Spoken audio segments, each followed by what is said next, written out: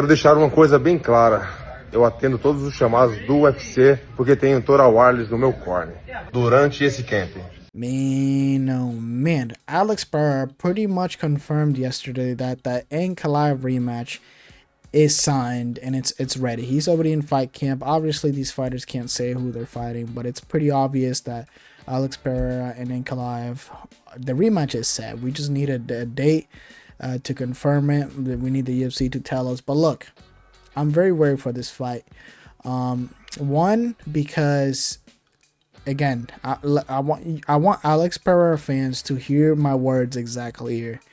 Alex Pereira does deserve this fight, but it's one of those rematches that we don't really need to see because we know 9 times out of 10 Ankalaev is gonna beat Alex Pereira, especially at this point of time in Alex Pereira's career. I won't bank on Alex Pereira coming in a better version than he was in their first match, especially at his age, man. I know he took time, a little bit of more time. He didn't take a lot of time off, but he took a little bit of more time. But I don't think that's going to be enough to beat Ankalaev. Ankalaev is just too well-rounded for this division.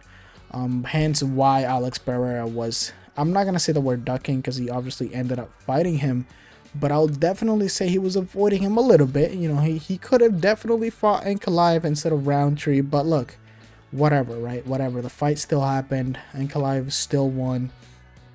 And I think that's going to be the same story for the rematch. And truly, I truly believe the rematch might be worse. I truly believe the rematch definitely might be worse. I truly don't believe that Alex Pereira is going to be a better version on the rematch. I feel like the takedown threat is always going to be there for against Alex Pereira, man. And Alex Pereira, obviously, he didn't enjoy the first fight. He expressed it like, look, he pretty much just held me against the cage.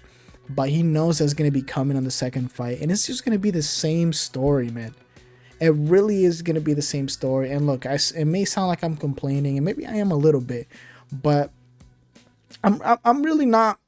How I say this, I'm really not. I want to see the fight. Don't get me wrong. I really want to see the fight. But it's one of those fights that we know the outcome. But the only reason why I want to see the fight is there is a possibility.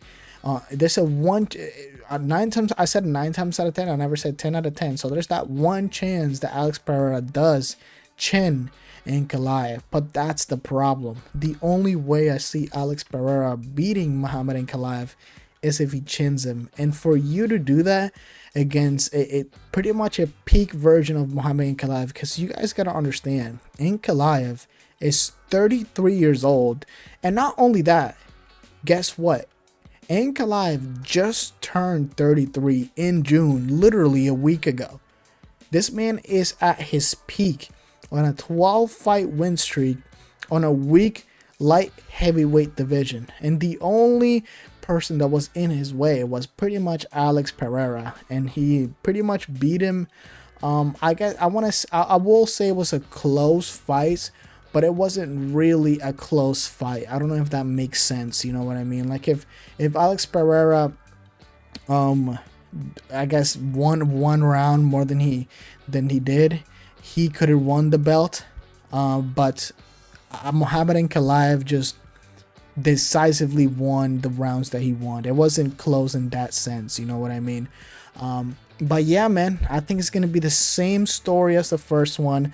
The reason why this fight is happening, by the way, is because Yuri declined the title shot to do his exams, which is absolutely, I'm just going to say it's interesting because Yuri's going to Yuri. I don't even know what to say to that. Seriously, I really don't know what to say. I think this is the first time ever in UFC history that a fighter turned down a freaking title shot to do his exams. I don't think I've ever heard that in my entire life, and I'm pretty sure we're never going to hear that ever again. Let's be real. That is just hilarious. And yeah, I mean, and another thing that I actually want to talk about real quick, you know, what happened to Alex Pereira's height, man? Wow. Wow, wow, wow, man. Look, like just 4 few months ago, you couldn't go a day, and you can't tell me this wasn't a thing. You couldn't go a day without seeing Chama in your For You page, no matter where it could have been on Facebook, TikTok, Twitter, anywhere you went. You saw Chama at least once. You saw the stone head emoji at least once.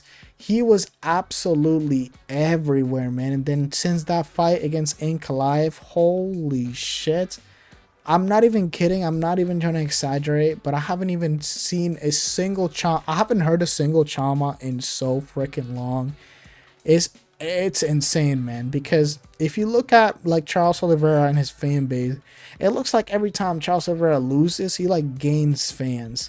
Like those were real fans. I feel like Alex Pereira fans were just haters from his opponents that became his fans, but when he lost, they just disappeared. My gosh, that is just sad to see. Obviously, there's still some Chama fans out there. I'm not saying he has no fans, but his hype has definitely died down against after Ankalaev beat him in their fight. But look, as of right now, my super duper early prediction, I'm gonna say Muhammad Ankalaev by knockout. I truly believe he can definitely finish him this second time around, now that he has felt them and beat him. Like, I mean, he literally beat him. And yeah, let me know what you think is gonna happen in the rematch, in the comment section, whatever. But with that being said, I'll see everyone very soon. Goodbye.